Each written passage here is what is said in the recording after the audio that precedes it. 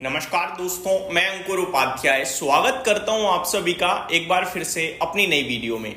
बाजार की बैंड बज गई है। आज बुरा हाल है मार्केट का।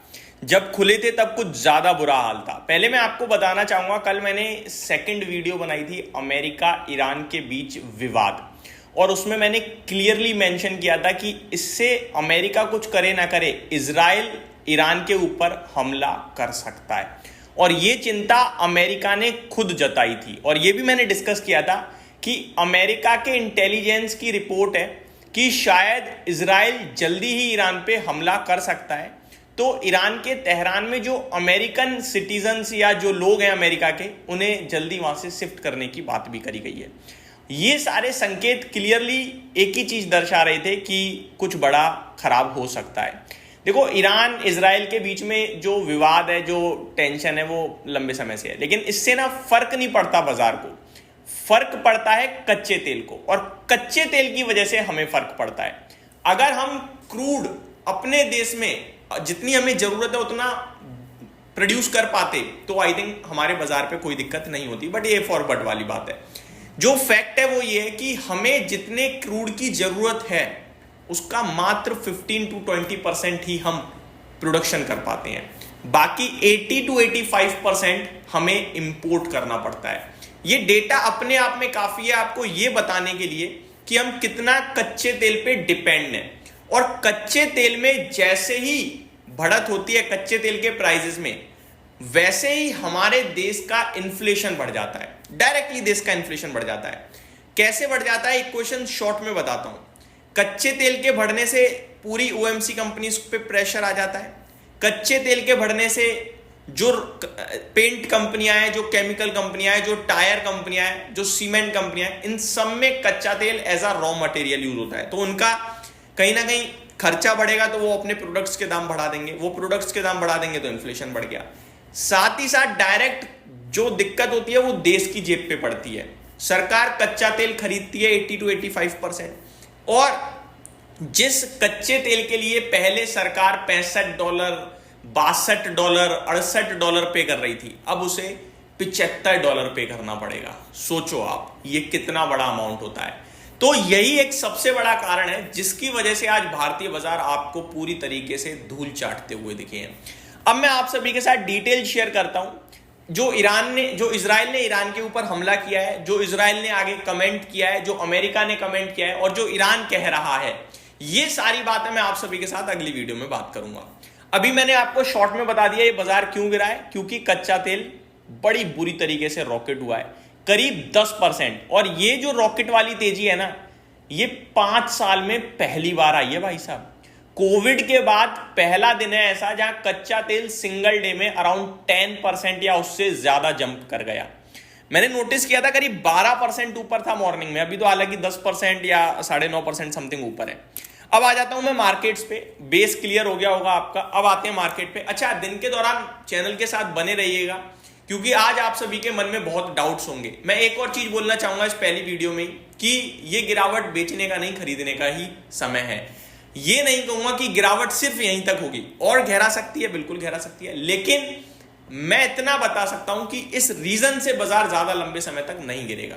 वो क्यों, वो सारी डिटेल्स मैं आप सभी के साथ आगे वाली वीडियोस में कवर करूंगा। अब निफ्टी 24,620 पे ट्रेड कर रहा है भाई साहब, करीब 260 पॉइंट नीचे, करीब 24,470 का आज का लो है निफ्टी का। नीचे से काउंट करोगे तो ऑलमोस्ट 150 पॉइंट की रिकवरी पे, बट इस रिकवरी पे जरा भी ट्रस्ट नहीं है, कभी भी धराशायी हो सकती है, क्योंकि चीज जो नेगेटिव हुई है वो इंपैक्टफुल है। ऐसा नहीं है कि हाँ हो गई, हमने रिएक्ट कर दिया, चल दी ऊपर। नहीं यार, कच्चा तेल महंगा खरीदना पड़ेगा आपको, और चीजें अभी खराब होने की मतलब सीढ़ी चढ़ी है। एक होता है टॉप पे आ गई, नहीं, अभी तो सीढ़ी चढ़ी है भाई। और वीकेंड प्लस आ रहा है, और वीकेंड पे ज्यादातर ग्लोबल मार्केट से जियोपॉलिटिकली खराब चीजें आ ही जाती हैं, तो मंडे के लिए भी अलर्ट हो जाएगा ऑटोमेटिकली। ऐसी सिचुएशन में कोई खरीदना प्रेफर करेगा नहीं, बीटीएसटी वाला, तो वैसे ही नेगेटिव हो गया। तो ये सारी चीजें थोड़ा टेंशन जरूर दे रही हैं, लेकिन निवेशक ना बेचें, बस इतना ही कहूंगा इस वीडियो में। अब मार्केट निफ्टी करीब 270 पॉइंट नीचे है, सारे लेवल्स टूट चुके हैं, चाहे वो 24,800 का हो, 25,000 का हो। बट जो सिचुएशन खराब हुई है ये किसी को पता नहीं होती है। ये अचानक, अब किसी को पता था हमला, अच्छा किसी को ये पता है कि ईरान कब इसका काउंटर करेगा, आज करेगा, कल करेगा, परसों करेगा, अगले हफ्ते करेगा, ये सारी चीजें अननोन होती हैं और यही मार्केट में रिस्क होती है। यही रिस्क को तो हम हर सेकंड कैरी करते हैं, और क्या रिस्क होती है, यही तो रिस्क है। आगे स्मॉल कैप मिड कैप में भी पौन % की गिरावट है। बैंक निफ्टी में थोड़ी ज्यादा गिरावट है, 1.25% की, और सेंसेक्स भी करीब 1% से ज्यादा नीचे है। निफ्टी में भी 1% की गिरावट है। मार्केट ब्रेथ काफी खराब है। 487 शेयर्स पॉजिटिव है एनएससी पे, तो 1900 शेयर्स नेगेटिव है एनएससी पे। बीएससी की बात करूं तो हाल और खराब है, यहां पे कुछ ज्यादा ही खराब है। एक बढ़ने वाले शेयर के सामने करीब 10 से ज्यादा गिरने वाले शेयर्स हैं। सेक्टर कोई भी ऐसा नहीं है जो हरे निशान में हो। सबसे कम जो गिरा है वो है मीडिया क्षेत्र, वो भी आधे % डाउन है, बाकी सब तो टूटे ही टूटे हैं। पीएसयू बैंक्स में सबसे ज्यादा गिरावट है, 1.25%, यानी कि जो सेक्टर्स हैं वो ऑलमोस्ट सिमिलर ही गिरे हैं, सभी ज्यादा गिरे हैं। सभी मतलब या तो ये कह लो सभी गिर गए हैं, या ये कह लो सभी कम गिरे हैं, सभी ज्यादा गिरे हैं, क्योंकि 1.25%, 1%, 0.5% की रेंज में सब लोग टूट गए हैं, सब सेक्टर्स। आज के टॉप गेनर्स की बात करें जो थोड़े बहुत हैं, जुबिलिएंट इंग्रीविया, आपको मैंने कल डिटेल भी शेयर करी थी कि जुबिलिएंट ग्रुप अपने 3 स्टॉक्स में बिकवाली करेगा, जुबिलिएंट फूड, जुबिलिएंट फार्मोवा, जुबिलिएंट इंग्रीविया। जुबिलिएंट इंग्रीविया डील के बाद 6.5% ऊपर आ रहा है, ये इंटरेस्टिंग है। शिपिंग कॉर्पोरेशन में 5.5% की गिरावट है। जेनटेक 4-5% ऊपर है। बीडीएल डीबी रियलिटी में भी तेजी देखने को मिल रही है। बाकी कोई ज्यादा है नहीं। आज डिफेंस वाले स्टॉक्स थोड़ा दोबारा से रडार पे आ गए हैं कि भैया कहीं तो हमला हो रहा है, दोबारा डिमांड बढ़ेगी, तो इसलिए गिरने वाले शेयर्स की लिस्ट में कैन बैंक सबसे टॉप लूजर है, 4% नीचे, यानी ज्यादा नहीं, नंबर ऑफ शेयर ज्यादा टूटे हैं, कोई पर्टिकुलर शेयर ज्यादा नहीं टूटा, ये अच्छी बात है आज की। इंडिगो दुख जताते हुए एयर इंडिया वाले हादसे पे सभी दुख जता रहे हैं, चाहे वो शेयर मार्केट से रिलेटेड हो, चाहे वो बोइंग का शेयर हो, चाहे वो देश हो। प्रधानमंत्री जी भी उस जगह पे पहुंचे हैं सुबह सुबह, तो ये सारी चीजें हैं। टीटीएमएल के शेयर में 4% की गिरावट है। IGL, IREDA, BPCL, Anantraj, Route Mobile, ये सब आपके लिए टूटते हुए दिख रहे हैं। निफ्टी की बात करें दोस्तों, सब लाल है। 2 हरे निशान में है, एक बीईएल डिफेंस है, एक ओएनजीसी। कच्चा तेल बढ़ेगा तो इनकी तो बल्ले बल्ले है, एक ओएनजीसी की बल्ले बल्ले है, ओआईएल की बल्ले बल्ले है।